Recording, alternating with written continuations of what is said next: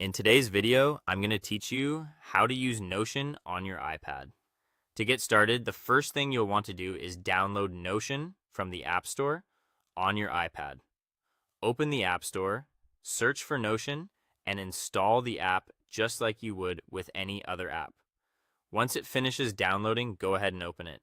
If you're new to Notion, this is where your setup begins, and if you've used it before on another device, you'll be able to pick up right where you left off.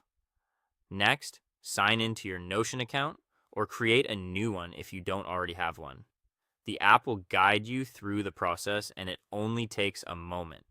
If you already use Notion on a computer or phone, signing in with the same account will sync your existing pages and workspace automatically.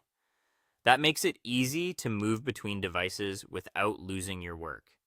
Once you're inside the app, open your workspace from the sidebar.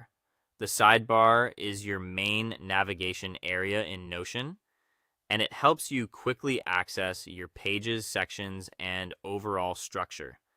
If the sidebar isn't visible right away, you can usually bring it up with a tap.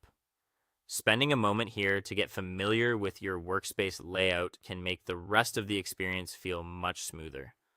After that, tap on any page you want to work on to start editing. This could be a note, a to-do list, a project page, or anything else you keep in Notion.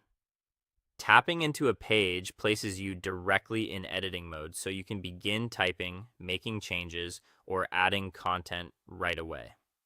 On iPad, this feels especially natural because of the larger screen and touch-friendly interface. To add different types of content, use the slash command. Just tap into the page, type a /, and you'll see a menu of blocks you can insert.